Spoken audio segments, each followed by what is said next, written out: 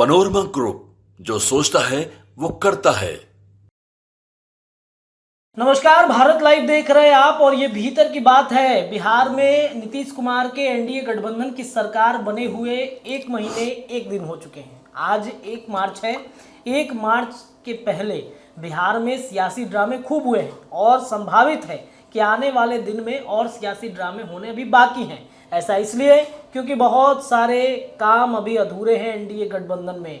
Cabinet का भी विस्तार करना है, लेकिन कैबिनेट का विस्तार नहीं हुआ। उसके पहले नीतीश कुमार विदेश यात्रा पर जाएंगे। उसके पहले बिहार कैसे चलाएंगे सम्राट चौधरी। दो डिप्टी सीएम हैं। इन दोनों डिप्टी सीएम ने कमान संभाली है बिहार बीजेपी के साथ साथ पूरे बिहार की। नीतीश कुमार बड़ी जिम्मेदारी देके इनको जाएंगे, लेकिन नीतीश के जाते ही क्या बड़ा खेल करने की संभावनाएं भारतीय जनता पार्टी जता रही है, क्योंकि नीतीश कुमार की असहजता है। देखिए, टिकट का बंटवारा अभी करना है। 12 या 13 मार्च आते आते आचार संहिता लग जाएगा और उसके पहले टिकट का बंटवारा कर लेना है। टिकट को लेकर खूब हो हंगामा होना अभी बाकी है, इतना मान लीजिए, क्योंकि एनडीए गठबंधन दल में कई ऐसे सीटें हैं जिन सीटों पर बात नहीं बन पा रही है। नीतीश की जो सीटें हैं उसे कम करने की बात की जा रही है। नीतीश कुमार कह रहे हैं कि नहीं, पिछले वाले पैटर्न पर ही हम इस बार भी चुनाव लड़ेंगे। वो आए भी इसीलिए है क्योंकि 17 सीटें उनको मिली थी, उनमें से 16 जीत के वो आए थे। तो चलिए 17 नहीं तो कम से कम 16 दे दीजिए जो हमारी जीती हुई सीटें हैं। लेकिन कई सीटों पर नीतीश कुमार के सांसद नहीं जीत रहे हैं, ये भी भारतीय जनता पार्टी को दिख रहा है। ऐसा लग रहा है कि नीतीश कुमार को अगर कम देंगे तो शायद भारतीय जनता पार्टी वहां पर बड़ी जीत हासिल कर सकती है। तो क्या नरेंद्र मोदी कुछ बड़ा प्लान कर रहे हैं नीतीश कुमार के लिए? आज भीतर की बात में इसी विषय पर चर्चा होगा। बाबा आ चुके हैं, तो जाहिर सी बात है कि बाबा भीतर की बात में आपको कुछ बताएंगे कि पर्दे के पीछे जो कहानी एक बार फिर से नीतीश कुमार के लिए रची जा रही है, उन कहानी की सच्चाई क्या है। तो भाजपा के ब्रह्मास्त्र से नहीं बच पाएंगे नीतीश। जदयू के साथ और खिलाफ भी एनडीए ही लड़ेगा। कैसे? अब पेचीदा तो है, चलिए इस पेचीदा सवाल का हल ढूंढते हैं। बाबा के पास जुड़ते हैं। बाबा, क्यों ऐसा लग रहा है कि एनडीए के खिलाफ, मतलब जदयू के साथ और खिलाफ भी एनडीए ही लड़ेगा? ये कुछ समझ नहीं पा रहे हैं, क्या संभावनाएं बन रही हैं? देखिए, इस खबर को करने से पहले हम आपको बता दें कि आप चौंकिएगा मत जी, क्योंकि ये चौंकाने वाली खबर है और इस खबर में जो भीतर से हम निकाल करके ले आए हैं वो तथ्यों के आधार पर आधारित है और इसमें बहुत सारे लूप होल्स हैं जिसको अगर आप बारीकी से समझें, देखें, जो हम कोशिश कर रहे हैं दिखाने की, तो निश्चित रूप से आप भी हमारे साथ खड़े होंगे और कहेंगे कि निश्चित रूप से नीतीश कुमार जिस जगह पर आकर के खड़े हैं आज के डेट में, वहाँ उनके खिलाफ और उनके साथ दोनों एनडीए ही लड़ रहा है। कैसे? 2013 आप याद कीजिए, 2013 में जब नीतीश कुमार अलग हुए थे तो 2010 का जब विधानसभा चुनाव हुआ था 110 सीटें नीतीश कुमार के पास आई थी। नंबर 1 की पार्टी बने थे। 2005 में जोड़ गांठ करके किसी तरह सरकार बन गई थी। हालांकि फरवरी में नहीं बनी थी। अक्टूबर में जब राष्ट्रपति शासन खत्म होकर के जब चुनाव हुआ तो नीतीश कुमार और भारतीय जनता पार्टी के नेतृत्व में सरकार बनी और महागठबंधन की सरकार जो चल रही थी, कांग्रेस की सरकार, वो सरकार ध्वस्त हो गई। अब यहाँ से आप आइए कि सबसे 1 नंबर की पार्टी बनकर के नीतीश कुमार 2010 में आए थे। उसके पीछे कारण था कि 5 से 10 तक नीतीश कुमार ने जो काम किया था उससे लोग बहुत प्रभावित थे। आज आप जोड़ करके देख सकते हैं कि जो अपराध निरोधक कानून जो पास किया गया है वो नीतीश कुमार की 2005 वाली जो स्थिति थी और जिस तरह से वो एक्ट करते थे CCC पर, क्राइम, करप्शन, कम्युनिज्म पर जिस तरह से वो अटैक करते थे, वो एक बार फिर से इस कानून की तरफ देखा जा रहा है निगाहों से। क्या होगा ये अलग बात है। 2010 में जब 110 सीटों पर जीत करके आए थे, 2013 में नरेंद्र मोदी के नाम पर अलग हो गए थे कि नरेंद्र मोदी को आखिर प्रधानमंत्री का कैंडिडेट क्यों बनाया गया, हमें क्यों नहीं बनाया गया। नीतीश कुमार को लगता था, और नीतीश कुमार को भारतीय जनता पार्टी के जितने भी लोग उनके साथ सत्ता का सुख भोग रहे थे वो सभी कहते थे कि प्रधानमंत्री के सबसे प्रबल दावेदार हैं। बिल्कुल। ये भ्रम नीतीश कुमार को पैदा कराने वाली भारतीय जनता पार्टी ने नीतीश कुमार को छोड़ दिया, जाने दिया। 2014 का चुनाव हुआ, क्या हुआ आप सबको पता है। 2 सीटों पे आकर के नीतीश कुमार टिक गए और उन्होंने यहाँ तक कि इसके हार का जिम्मेवारी लेते हुए इस्तीफा भी दिया था, जीतन राम मांझी को मुख्यमंत्री बनाया। हम ये पूरी कहानी इसलिए आपको कह रहे हैं कि ये कहानियाँ एक दूसरे से जुड़ रही हैं। इसके बाद 2015 में नीतीश कुमार को लगा कि मैं बहुत कमज़ोर हूँ, मुझे सहारा चाहिए, तो कूद करके बैठ गए वो लालू प्रसाद के कंधे पे। 2015 में लालू प्रसाद और कांग्रेस ने उन्हें अपना मुख्यमंत्री मान लिया और ये सोच करके कि अब नीतीश कुमार इधर आ गए हैं तो जाएंगे नहीं, इनको जिम्मेवारी दी जाए भारतीय जनता पार्टी को सत्ता से दूर रखने के लिए। लेकिन नीतीश कुमार यहाँ भी शांत नहीं रहे। यहाँ नीतीश कुमार दूसरे नंबर की पार्टी बनकर के 2015 में आए थे। 71 सीटें उनको मिली थी, 1 नंबर से 2 नंबर पर आ गए थे।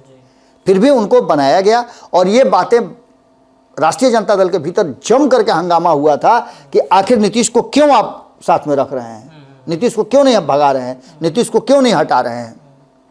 ये सारी बातें हुई थी, लेकिन लालू प्रसाद ने कहा कि कमिटमेंट इज कमिटमेंट, मैंने वादा कर दिया है, बिहार की जनता से मैंने कहा है कि टीका कर दें, माला पहना दें। हमने जब वादा किया है तो जनता के साथ पूरा करेंगे और नीतीश ही मुख्यमंत्री होंगे। आपने देखा होगा कि मंत्रिमंडल विस्तार में काफ़ी समय लग गया था तब भी। अब 2015 से आगे बढ़ते हैं तो नीतीश कुमार को यह बात पता था कि 1 नंबर से 2 नंबर पर आ गए हैं, अगर और लंबा समय तक इनके साथ रहे तो राष्ट्रीय जनता दल का प्रभाव बढ़ेगा और नीतीश कुमार का प्रभाव घटेगा।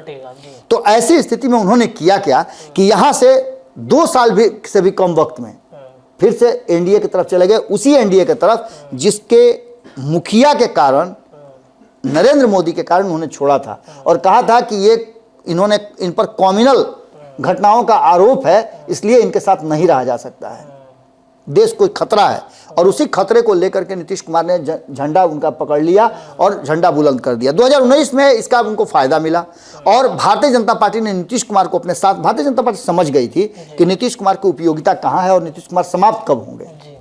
नीतीश कुमार को समाप्त करने के लिए नीतीश कुमार को अपने पास रखना जरूरी था।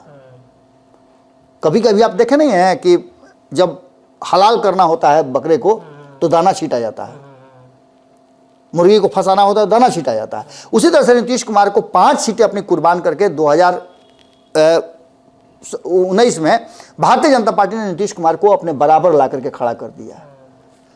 नीतीश कुमार 16 सीटें जीत करके आ गए और नीतीश कुमार को वहां पहला झटका नरेंद्र मोदी ने दिया कि मंत्रिमंडल में नीतीश कुमार के मनचाही सीटें नहीं दे करके, मनचाहा विभाग नहीं दे करके, मनचाहा मंत्रालय नहीं दे करके कहीं ना कहीं नीतीश कुमार को पहला झटका दिया, जिसका प्रकटीकरण भी हुआ था कि नीतीश कुमार पटना लौटे और यहां आकर के उन्होंने अपने मंत्रिमंडल, बिहार मंत्रिमंडल का विस्तार किया, जिससे भारतीय जनता पार्टी को अलग रखा था। बिल्कुल। तो ये नीतीश कुमार, यहां से नीतीश कुमार का खेल शुरू होता है। इसके बाद 2020 के चुनाव में नीतीश कुमार को यह बात पूरी तरह से याद था। उन्होंने सीट शेयरिंग के समझौता से पहले भारतीय जनता पार्टी का स्क्रू इतना टाइट कर दिया कि छटपटी आने लगा। आपको याद होगा कि दिल्ली से पटना तक की लगातार दौड़ होने लगी, एक से एक दिग्गज नीतीश कुमार को मनाने के लिए आए और नीतीश मानने के लिए तैयार नहीं थे। ये पूरी कहानी हम इसलिए कह रहे हैं कि इस कहानी का अंत बड़ा गजब होने वाला है। नीतीश कुमार की बात मान करके भारतीय जनता पार्टी को हर हाल में चुनाव लड़ना था, विद्रोह हो चुका था, तेजस्वी यादव मजबूती के साथ तैयार हो चुके थे और तेजस्वी यादव के खेमे में नीतीश कुमार के कारण एक तो उपेंद्र कुशवाहा चले गए थे, दूसरा जीतन राम मांझी चले गए थे, तीसरा मुकेश सहनी चले गए थे। ये सारे लोग 2019 में शिफ्ट कर गए थे। अब बचा कौन था? तो लोक जनशक्ति पार्टी। 2020 के चुनाव में बचे हुए लोक जनशक्ति पार्टी को भी नीतीश कुमार ने अलग करवा दिया। भारतीय जनता पार्टी ने यह भी घूंट पी लिया, क्योंकि अगर भारतीय जनता पार्टी यहां अड़ जाती तो स्थितियां गड़बड़ा सकती थी और नीतीश के पास ऑप्शन था फिर से महागठबंधन के साथ जाने का। जिस तरह से तेजस्वी यादव ने चुनाव लड़ा, आपको याद होगा कि 12-13 हजार वोटों के कारण वो सरकार नहीं बना पाए हैं। बिल्कुल बिल्कुल। करीब अगर उनको अगर 10 सीटें और आ गई होती, जो कि बहुत कम मार्जिन से हारे थे, तो निश्चित रूप से उनकी सरकार बन गई होती। और भारतीय जनता पार्टी की सोच यहाँ बिल्कुल राजनीतिक सही थी कि नीतीश कुमार को छोड़ना नहीं है। चिराग का कुर्बानी हुआ और चिराग ने कहीं ना कहीं नीतीश कुमार को डैमेज किया, ये सबको पता है। तभी तो विधायक की संख्या कम हो गई थी उनकी। आज नीतीश कुमार जो तीसरे नंबर की, 2010 में पहले नंबर, 2015 में दूसरे नंबर और 2020 में तीसरे नंबर की पार्टी बने, पेंडुलम की तरह झूल रहे हैं। कभी सत्ता बचाने के लिए इधर, कभी सत्ता बचाने के लिए उधर जो दौड़ लगा रहे हैं। जब जब उनको लगता है कि मेरी कुर्सी पर खतरा है तो सत्ता बदल देते हैं। अभी फिर एक बार उनकी कुर्सी पर खतरा नजर आ रहा है, क्योंकि बार बार राबड़ी देवी हों या फिर सुनील सिंह की बात सुन लीजिए, लालू प्रसाद की बात सुन लीजिए, तेजस्वी यादव की बात सुन लीजिए, या आप बात जीतन राम मांझी की सुन लीजिए, वो भी कह रहे हैं कि सरकार मैंने बचाई है नीतीश कुमार की, तो भारतीय जनता पार्टी आपसे सत्ता छीन लेगी। ये बातें अभी भी राष्ट्रीय जनता दल कह रही है।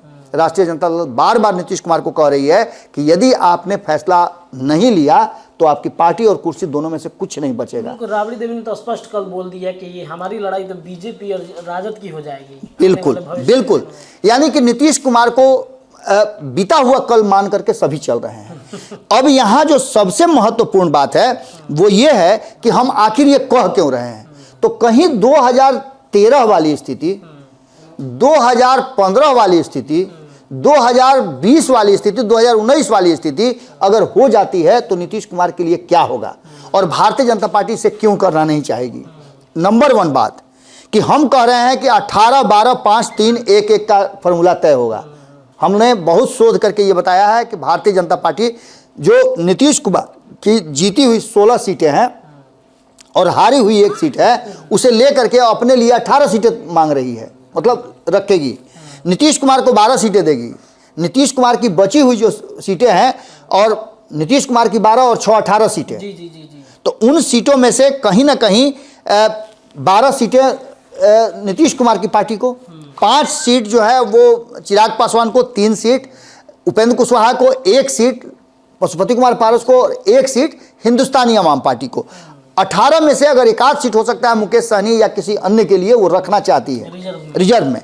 ये फॉर्मूला अगर नहीं मानते हैं नीतीश, जैसा कि बार बार कहा जा रहा है, कल नीतीश कुमार के ही पार्टी के और अशोक चौधरी के बड़ी करीबी एक व्यक्ति हैं जिनसे बातचीत हो रही थी, उन्होंने कहा कि हम किसी भी कीमत पे 17 से 1 इंच भी दाएं नहीं घसकेंगे।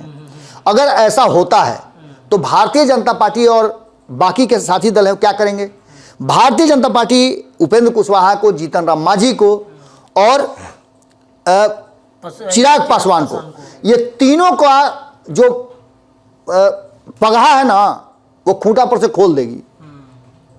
और नीतीश कुमार जितने भी सीट पे चुनाव लड़ेंगे उतनी सीटें इन लोगों को हर तरह से इंटरनली मदद करके नीतीश कुमार को हरवा देगी, मतलब गठबंधन से अलग करके तीसरे मोर्चे की तरफ बढ़ा देगी। या हो सकता है कि महागठबंधन जो लगातार इन लोगों को बुला रहा है वहां चले जाए। और ऐसी स्थिति में इस बार लड़ाई आसान नहीं है, क्योंकि नीतीश कुमार जो पहले वाले नीतीश कुमार थे 16% वोट वाले, उस गारंटी दे रहे हैं लोग, सर्वे में आप लोगों ने भी देखा है, और हर सर्वे में नीतीश कुमार बड़ी बुरी तरह से पीछे हुए हैं। नीतीश कुमार की जो 16 सीटें हैं उसमें से आधा से ज्यादा ऐसे सांसद हैं जो भारतीय जनता पार्टी जिधर कहेगी उधर मूव करेंगे।